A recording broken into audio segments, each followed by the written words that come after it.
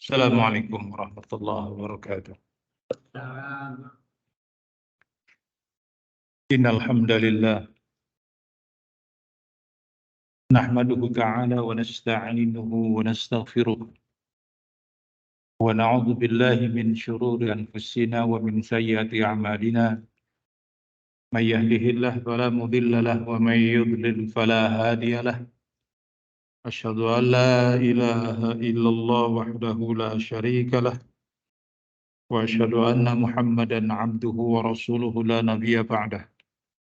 Salawatu Rabbi wa salamuhu ala nabiyyina Muhammadin wa ala alihi wa sahbihi wa sallaman tasliman katsira ba'd. Ma'asyiral muslimin ibadallah, kembali kita membaca Ushulus Tsalasah, karya dari Syekhul Islam Muhammad ibn Abdul Wahhab ibn Sulaiman At-Tamimi An-Najdi rahimahullah ta'ala. Dan kita masih membaca faidah yang dijelaskan oleh Asy-Syaikh Fauzan hafizallahu ta'ala tatkala beliau menjelaskan tentang makna persaksian bahwa Nabi Muhammad itu adalah utusan Allah dalam bentuk ketaatan terhadap apa yang diperintahkan, membenarkan apa yang dikabarkan, menjauhi apa yang dilarang dan dibencinya, serta tidaklah kita beribadah kepada Allah Subhanahu wa taala melainkan dengan apa yang disyariatkan. Kita sampai pada ucapan Asy-Syaikh Fauzan. Kata beliau hafizallahu taala, amma talaffuz bil lisan wal inkar bil qalb fa hadhihi tariqatun munafiqin. Adapun seseorang mengucapkan persaksiannya bahwa Nabi Muhammad itu utusan Allah dengan diucapkan wa asyhadu anna Muhammadar Rasulullah, itu ucapan. Akan tetapi kata beliau wal inkar bil qalb, hatinya mengingkari, tidak percaya bahwa Nabi Muhammad itu utusan Allah. Maka model seperti ini, cara seperti ini adalah caranya orang munafik. Kenapa? Orang munafik mengucapkan, mengikrarkan bahwa engkau adalah Rasulullah, namun hatinya tidak percaya, hatinya tidak yakin. Sehingga Allah bongkar kedustaan mereka. Allah bongkar kedustaan orang munafik bahwa meyakini bahwa mereka mengucapkan engkau adalah Rasulullah, tetapi tidak diyakini dengan hatinya, sebagaimana Allah sebutkan dalam surat Al-Munafiqun. Sudah kita baca sebagainya pada pertemuan yang telah lalu. Idza ja'akal munafiquna qalu nashhadu innaka la rasulullah wallahu ya'lamu innaka la rasuluh Wallahu yashhadu innal munafiqina lakadzibun. Apabila datang orang-orang munafik, mereka mengatakan kepada engkau Muhammad SAW bahwa kami bersaksi engkau adalah Rasul. Lihat, bahkan di ayat seterusnya, ittakhadhu aymanahum junnat. Mereka menjadikan sumpah-sumpah mereka sebagai tameng. Demi Allah, sumpah loh. Gak sembarangan. Orang-orang munafik itu bersumpah. Rabbul Ka'bah. Demi Rabbnya Ka'bah, engkau adalah Rasul. Bagaimana? Tapi hatinya tidak yakin. Hatinya tidak percaya.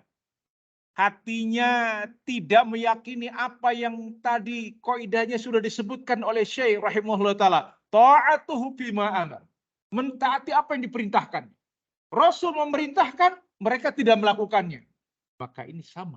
Persaksian mereka adalah dusta.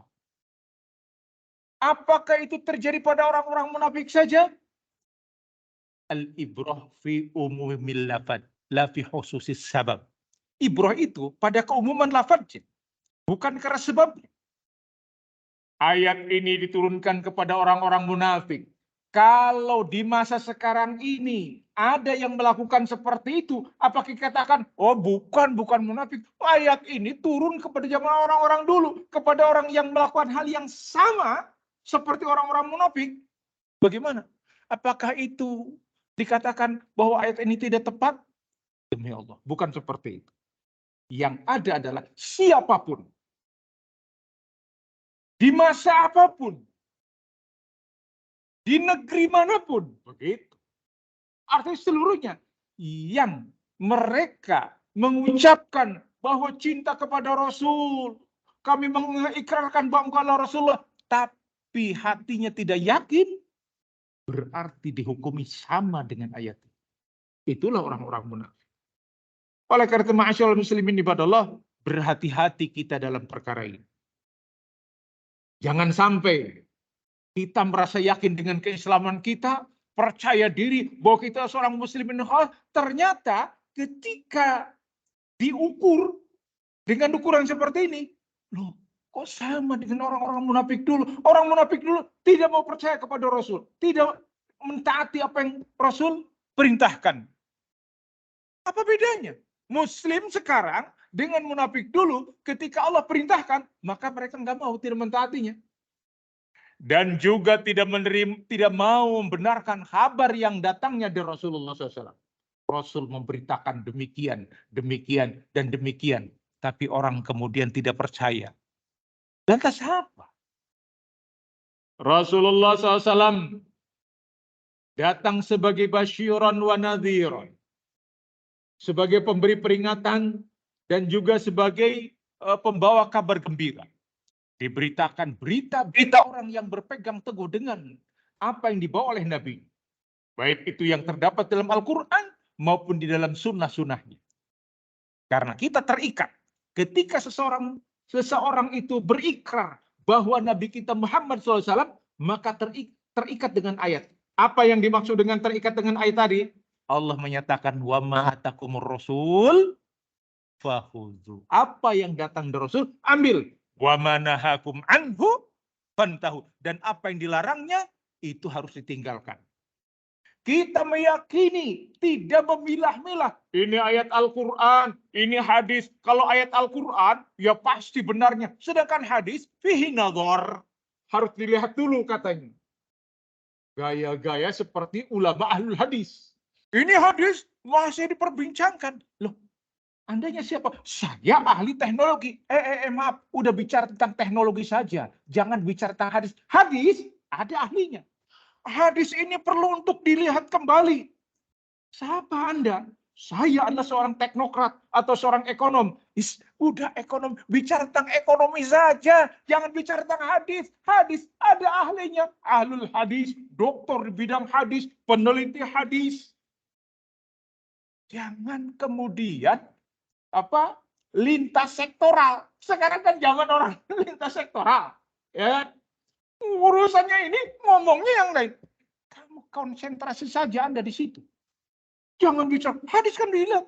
Maka yang harus kita yakini adalah Wa ma yantiqu 'anil hawa in huwa illa wahyu yuha. Itu.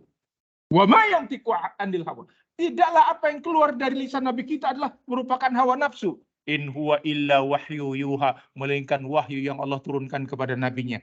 Walaupun dalam bentuk hadis. Tinggal hadis itu sahih atau tidak datang dari Rasul. Kalau sahih, maka kita harus terima. Masuk akal atau tidak masuk akal. Cocok atau tidak cocok. Iya tidak? Karena apa? Membenarkan kabar yang datang dari Rasul. Kalau hadis itu dhaif, walaupun cocok ini, hadisnya dhaif. Enggak, itu hadisnya palsu.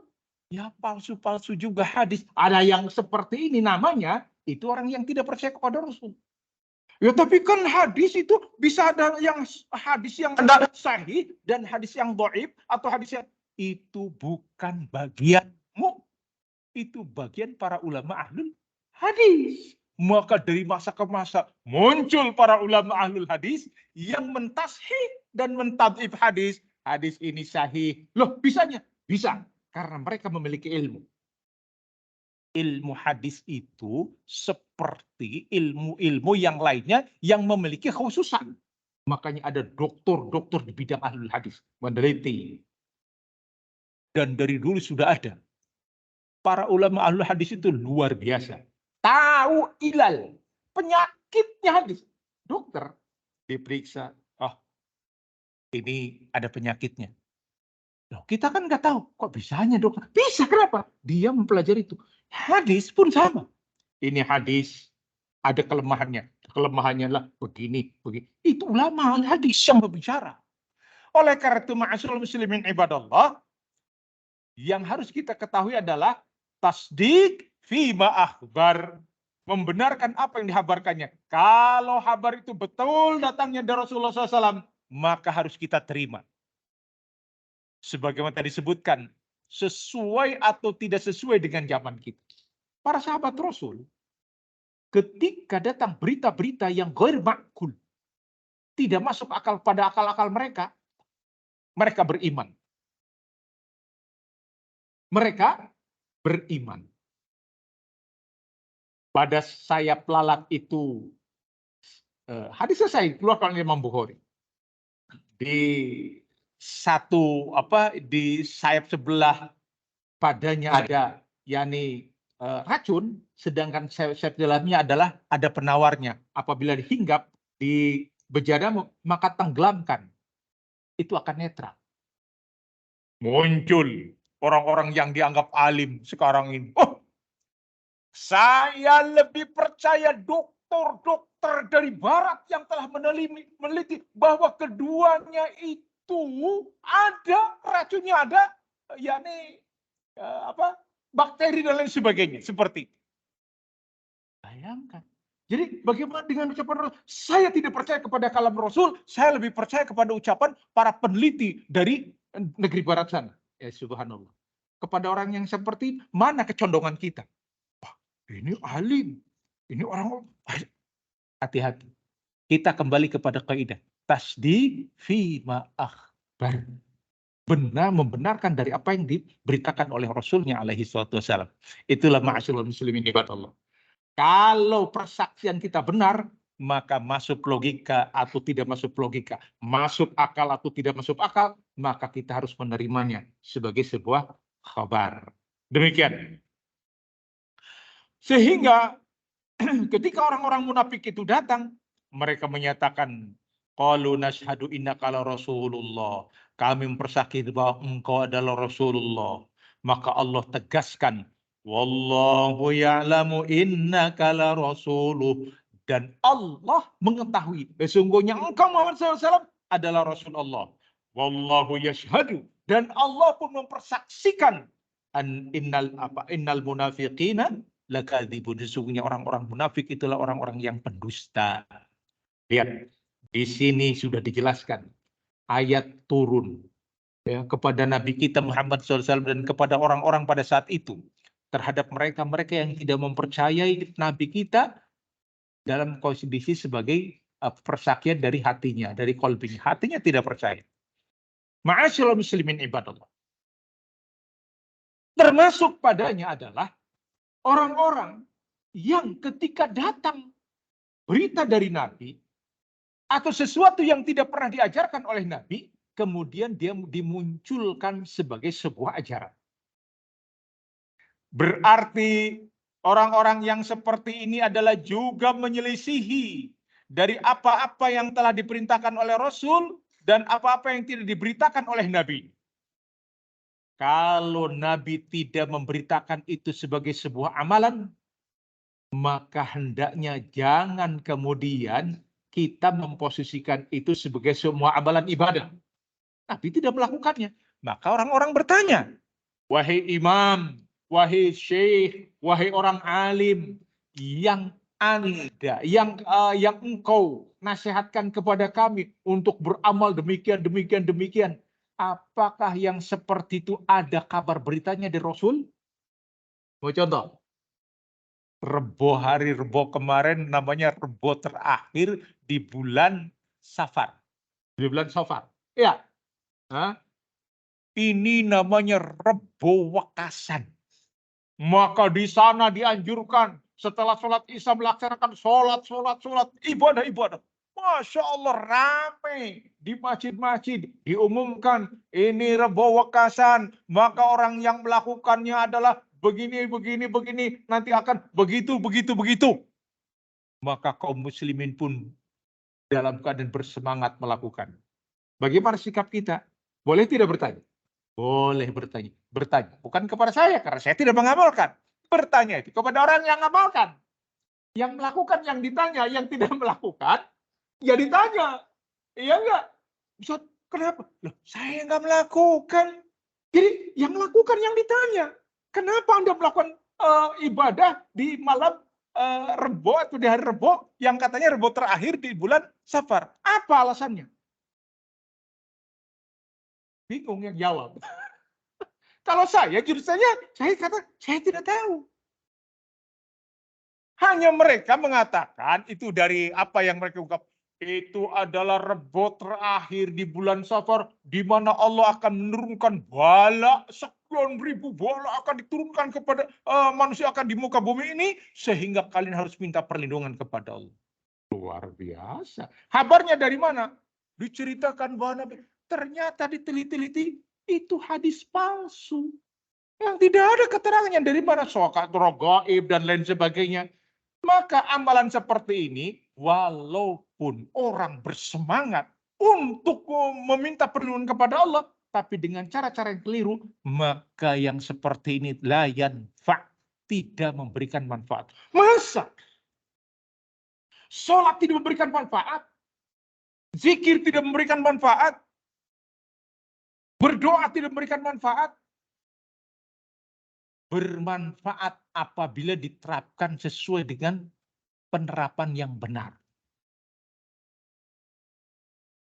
Sujud boleh tidak sujud? Amalan baik. Yakni kondisi yang terdekat antara seorang hamba dengan Allah adalah ketika dia sedang sujud. Sedang sujud. Tapi ketika sujud di waktu yang tidak dijelaskan, ditentukan, maka tidak boleh orang asal sujud. Yang lagi ngetren, yang banyak dilakukan orang, kalau keluar dari masjid setelah sholat, setelah ibadah apa, sholat, maka mau keluar dari masjid, sujud dulu. Sujud, kemudian keluar, pulang. Subhanallah. Bagus kan amalan tersebut? Bagus. Cuman masalahnya, apakah itu amalan yang kamu lakukan? Bersemangat seperti itu. Apakah ada di sisi Nabi kita amalan seperti itu? Kalau memang itu adalah sebuah kebaikan dan dihabarkan tentang kebaikan tersebut, pasti Nabi adalah orang yang pertama melakukan. Kalau amalan itu para sahabat melihatnya dan menjadikan itu sebagai teladan dari nabinya, pasti para sahabat ketika keluar masjid langsung pada sujud dulu, pulang. Ternyata tidak ada satu riwayat pun. Jangankan satu, sepotong saja riwayat yang dinisbatkan kepada Rasul dan kepada para sahabatnya bahwa itu adalah merupakan amalan kebajikan yang baik ketika keluar dari masjid itu sujud dulu. Maka amalan tersebut adalah amalan yang muhdas. Amalan yang baru yang diadakan oleh manusia. Tapi tapi dengan labelnya sujud. Sujud kan bagus. Ya enggak? Sholat kan bagus. Zikir kan bagus. Bacaan Al-Quran kan bagus. Sampai-sampai ada seorang bertanya kepada seorang alim. Wahai imam, apakah Allah akan memasukkan saya ke dalam neraka karena sholat saya? Maka jawaban orang alim ini disebutkan oleh Syekh Albani rahimahullah.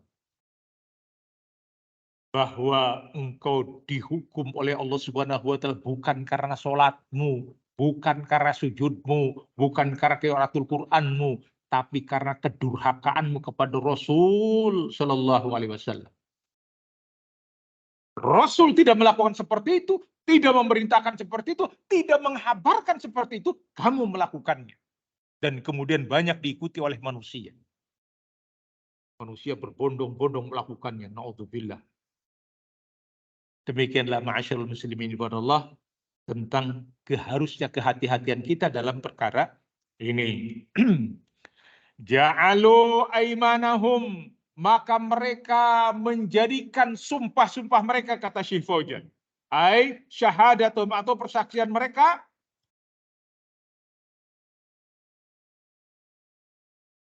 satratun yastatiruna biha, sebagai tameng untuk yakni menutupi kedustaannya.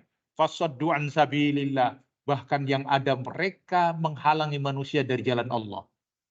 Menghalangi manusia dari jalan Allah Subhanahu wa taala. Ketika seseorang yang dari kalangan ahlu tauhid tidak mau melakukan apa yang selama ini menjadi sebuah syiar, haul Syekh fulan, haul ulama fulan, yang di sana mereka berjejer di kuburannya untuk mendoakan yakni yang dikubur tadi dari kalangan orang-orang alim, orang-orang saleh, bahkan tirakatan di sana, zikir dan lain sebagainya, dan terus diulang-ulang setiap tahun. Ahlu tauhid tidak mau melakukan seperti itu, karena tidak pernah dilakukan hal itu kepada Rasulullah, kepada Abu Bakar, kepada Umar. Haulnya Abu Bakar As-Siddiq, kalau dibolehkan acara-acara seperti itu, ya Abu Bakar As-Siddiq jauh lebih berhak untuk diperingati. Iya kan? Kenapa? Manusia terbaik setelah Rasulnya adalah Abu Bakar As-Siddiq. Dan itu dipersaksikan sebagaimana hadis Abdullah bin Umar. Kami yang yatahaddatsu, kami berbicara di kalangan para sahabat. Dan Rasulullah SAW saat itu masih ada, masih hidup. Bahwa orang terbaik setelah nabinya adalah Abu Bakar, Umar, Utsman. Dalam keadaan Rasulullah SAW tidak pernah menegurnya atau telah mengingatkan. Nah, itu tahu. Dan itu pula dipersaksikan ketika Rasulullah SAW dalam keadaan sakit. Muru Abu Bakrin ya ummun nas. Perintahkan Abu Bakar untuk mengimami manusia. Yang disuruh siapa? Abu Bakar As-Siddiq. Menunjukkan beliau adalah manusia terbaik setelah.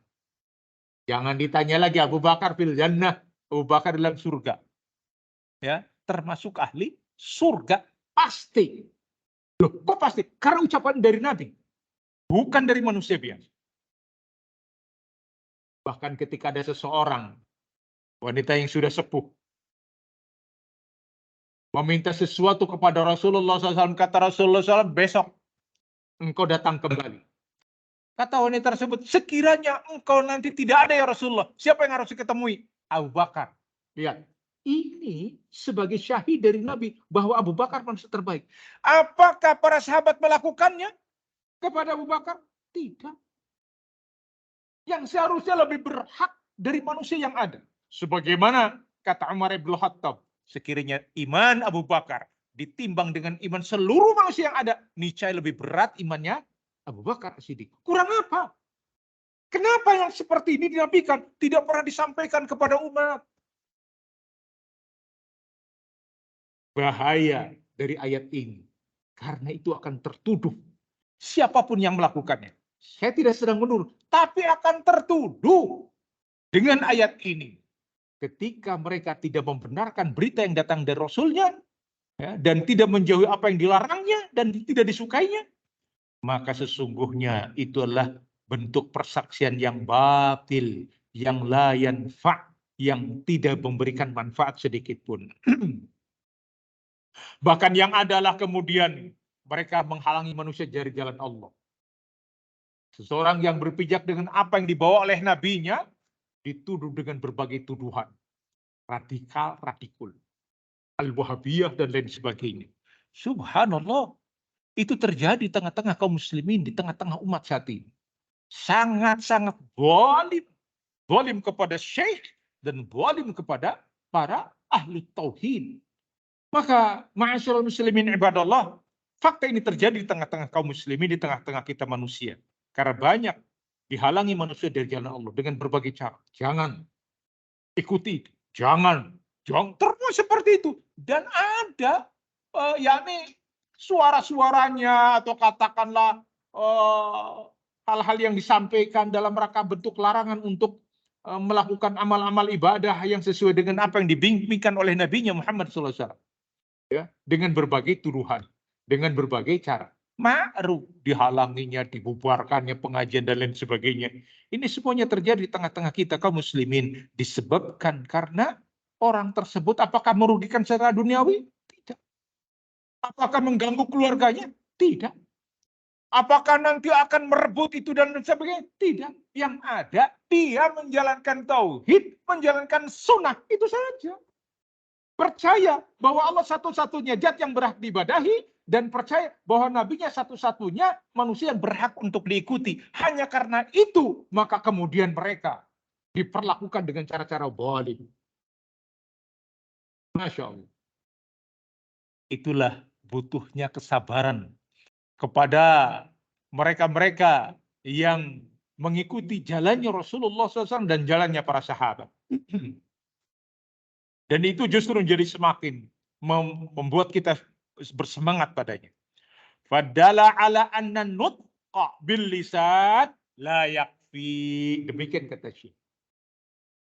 Maka itu menjadi sebuah dalil, sebuah hujah, sebuah keterangan bahwa mereka yang hanya sekedar mengucapkan dengan lisan, tidak membenarkan dengan hati, maka layak tidak cukup. Tidak cukup. Jadi harus membenarkan dengan hatinya. Sekarang kembali. Wa kadzalika i'tiqadul qalb ma'a adaminit. Demikian juga dengan orang-orang yang berkeyakinan dengan hati. Hatinya luar biasa, percaya kepada Rasul. Bahwa dia adalah Rasulullah SAW. Akan tetapi menolak untuk mengucapkannya dengan lisan. Kembali kan? Kalau tadi ngomong, hatinya nggak percaya. Sekarang hatinya percaya, yakin, tapi lisannya tidak mau. Ya, lisannya tidak mau ngomong. Benar. Apa yang dibawa oleh Muhammad benar. Tapi hatinya. Tapi lisannya tidak mau mempersaksikan. Saya tidak mau bersyahadat. Aha, ini lihat. Liman yakdiru ala nub aidan. Juga buat mereka yang pada dasarnya mampu untuk berikrar, tapi ketika dia tidak melakukannya, layak. Ini pun tidak cukup dikatakan sebagai seorang yang bersyahadat. Ya kan? Mempersaksikan Rasulullah SAW pertama harus dengan diucapkan dengan lisan dan dibenarkan dengan hati. Kalau dengan lisan saja, hatinya tidak yakin, munafik. Lah kalau hatinya yakin, ya, tapi lisannya tidak mau menolak, maka kata Syekh Fauzan hafizallahu taala, fa innal musyrikina ya'lamuna annahu Rasulullah lakinnahum yu'aniduna kama qala Allah taala.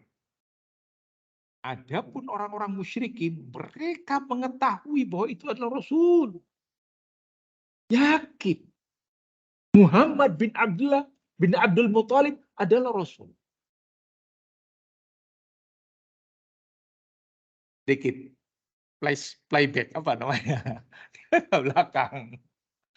Ketika di Mekah, Rasul diperintahkan oleh Allah Subhanahu wa taala memberikan peringatan, "Fangdir asyiratakal aqrabin." Berikanlah peringatan kepada karib kerabatmu, dikumpulkan orang-orang Quraisy terus kepada kaum Quraisy dulu. Dari keluarga dari Bani Hashim dulu. Maka mereka sudah mulai gelisah. Kok ada yang kaki Nabi? Aneh ini. Kita ini tidak pernah mendengar kok ada orang yang ngaku Nabi. Maka di antara mereka-mereka yang ukole, yang cerdas itu, mereka bertanya kepada orang-orang Yahudi. Orang-orang Yahudi di Madinah, di Yathrib. Di negeri kami ada orang yang ngaku Nabi. Bagaimana menurut kalian? Karena kami mendapati pada kalian juga adalah katanya memiliki Alkitab.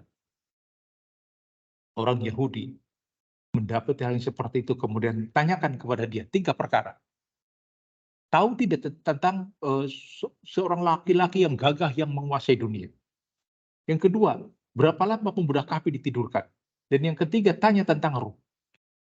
Semuanya dijawab oleh Rasulullah Shallallahu Alaihi Wasallam tentang Zulkarnain. Yas'alunaka 'an Dzulqarnain, qul sa'atlu 'alaikum minhu dzikra. Sebagaimana Allah sebutkan di dalam surat Al-Kahfi. Demikian juga tentang pemuda Kahfi, berapa lama ditidurkan? Dijawab oleh Nabi. Maka ini semuanya, ma'asyarul muslimin ibadallah, sudah mencukupi bahwa mereka yakin itulah Muhammad. Muhammad adalah Rasul. Rasulullah SAW. Nanti akan kita mungkin nggak cukup, tapi kita bacakan nanti. Yang terdapat dalam surat Mudaththir. Tentang kalimat-kalimat bagaimana Walid bin Mughirah yakin seyakin-yakinnya bahwa ini bukan ucapan Muhammad, ini pasti ada sesuatu yang turun kepada dia yang tidak, itu Muhammad tidak memiliki kemampuan seperti itu. Tentang Al-Quran. Yakin. Dan bagaimana yakinnya manusia kepada Rasul Sallallahu Alaihi Wasallam. Bahkan sebelum beliau diutus pun manusia percaya Al-Amin. Yakin, percaya. Percaya di mana? Di ucapan atau di hatinya? Di hati. Ini musyrikin. Tapi mereka enggan untuk mengikrarkannya bahwa engkau adalah Rasulullah dengan bersaksi, maka mereka adalah musyrikin. Sehingga Allah menyatakan dalam Al-Qur'an, "Qad na'lamu innahu la yahzunuka alladziina yaquluna fa innahum la yukadzibunak. Walakinna dhalimina bi ayatillahi yajhadun." Qad ta'lam. Terang.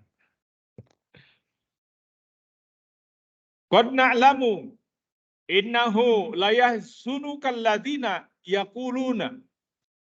Sungguh kami telah mengetahui sesungguhnya dia, yakni sesungguh innahu la yahzunuka alladziina yaquluna. Fa innahum la yukadzibunaka. Karena sesungguhnya mereka tidak mendustakan engkau Muhammad SAW. Walakinna dhalimina bi ayatillah. Akan tetapi mereka berbuat zalim, yakni zalim terhadap ayat-ayat Allah Subhanahu wa taala, sehingga mereka yajhadun, menjadi orang-orang yang menolak, menunjukkan aslinya mereka yakin dan percaya kepada Rasulullah SAW. Begitu.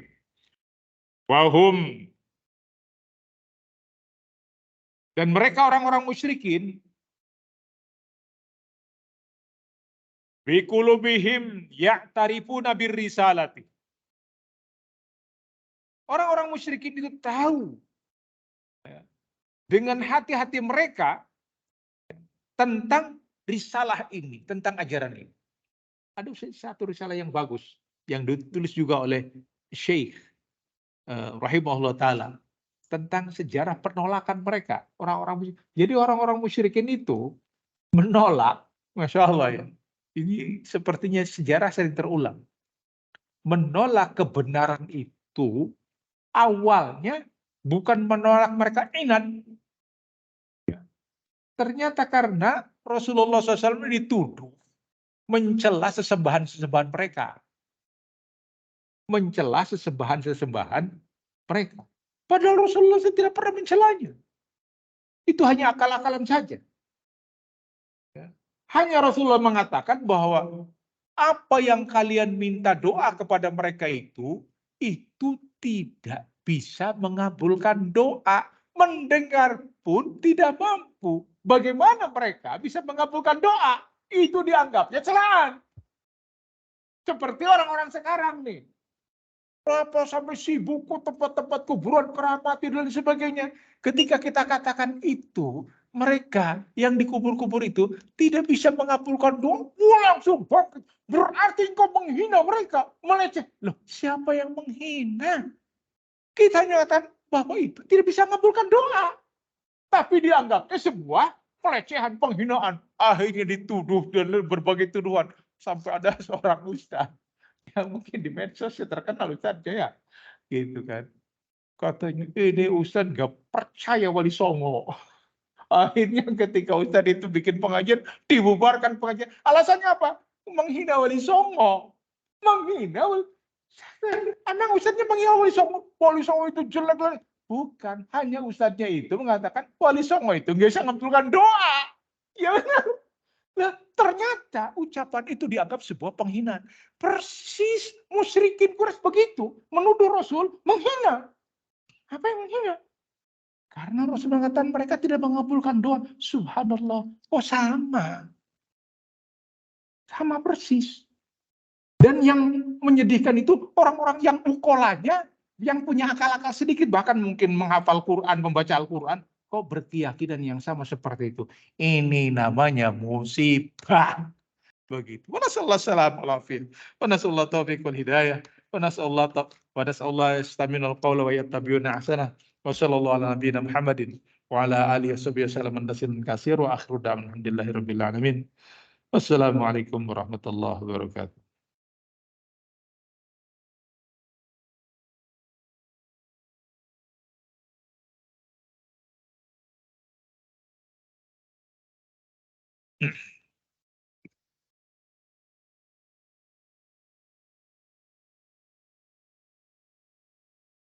Mohon maaf tadi ada gangguan di jalan.